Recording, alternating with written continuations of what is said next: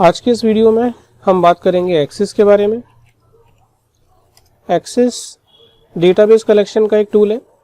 Example के लिए, जैसे कि आप किसी शॉप पर जाते हैं तो वहाँ पर आपको उसके कस्टमर्स का डेटा मिलेगा, या फिर आप किसी हॉस्पिटल की बात, स्कूल की बात करें तो वहाँ पर उसके स्टूडेंट्स का डेटा मिलेगा या टीचर्स का डेटा मिलेगा। किसी हॉस्पिटल में उसके डॉक्टर्स का या फिर उसके पेशेंट्स का डेटा मिलेगा। तो ये सारा डेटा कलेक्ट करने के लिए एक्सेस का यूज़ किया जा सकता है। एक्सेस को जब भी आप वेरी फर्स्ट टाइम खोलेंगे तो ये स्क्रीन आपके सामने खुलेगी। इस वीडियो में मैं केवल एक्सेस का इंट्रोडक्शन दे रहा हूँ। डेटाबेस एक नया क्रिएट करने के लिए हमें यहाँ बटन मिल रहा है, और उसके अलावा जो मेरे रिसेंट डेटाबेस हैं जो मैंने अभी तक खोले हैं फिलहाल इसमें, उन सब की लिस्ट मुझे यहाँ आ रही है। अगर मैं ब्लैंक डेटाबेस क्रिएट करना चाहता हूँ तो यहाँ ब्लैंक डेटाबेस पे मैं क्लिक करूँगा, मुझसे डेटाबेस का नाम पूछेगा और ये फोल्डर दबा के मैं इसकी लोकेशन भी सेट कर सकता हूँ। फिलहाल मैं डॉक्यूमेंट्स की लोकेशन रखता हूँ और क्रिएट का बटन दबाएंगे तो ये ब्लैंक डेटाबेस मेरे सामने खुल जाएगा, जहाँ पर बाय डिफ़ॉल्ट ये आईडी का फील्ड देगा और यहाँ पर मुझे ये टेबल बना के देगा। बाय डिफ़ॉल्ट यहाँ पर हमें एक टेबल पहले से बनी मिलती है।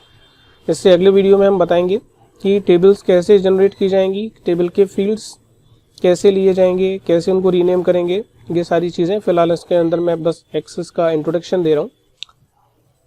होम रिबन के अंदर हमें वो सारी चीज़ें मिलेंगी जो हमारे जनरल यूज़ में आने वाली हैं। इसमें ये जो ऊपर नज़र आ रहे हैं आपको, क्रिएट, एक्सटर्नल डेटा, होम, इन सबको हम रिबन्स बोलते हैं। अगर आपने मेरे पिछले वीडियोज़ भी MS Word, Excel, PowerPoint वगैरह के देखे हैं तो फिर आपको उसके बारे में ठीक से पता होगा। और अगर आप एक्सेस के ही वीडियो देख रहे हैं तो मैं बता दूं कि इनको रिबन्स बोलते हैं। रिबन्स के अंदर ये जो छोटे छोटे टुकड़े बने हुए हैं इनको टैब्स बोलते हैं। ये क्लिपबोर्ड टैब है, ये शॉर्ट एंड फिल्टर टैब है, ये रिकॉर्ड्स टैब है, ये फाइंड्स टैब है, और उसके बाद ये टेक्स्ट फॉर्मेटिंग का भी इसमें टैब दिया हुआ है।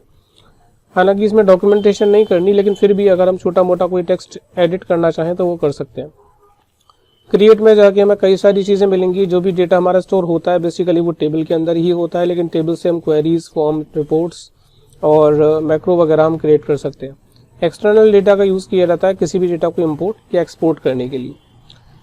तो अगर हम एक नया डेटाबेस क्रिएट करना चाहते हैं तो हम यहाँ क्लिक करेंगे और किसी पुराने डेटा को मैं खोल के दिखा देता हूँ आपको। जैसे कि मेलिंग लिस्ट के नाम से मेरे पास एक डेटा है। जैसे ही मैंने इसे खोला तो यहाँ मेरे पास ब्लैंक शीट आ रही है।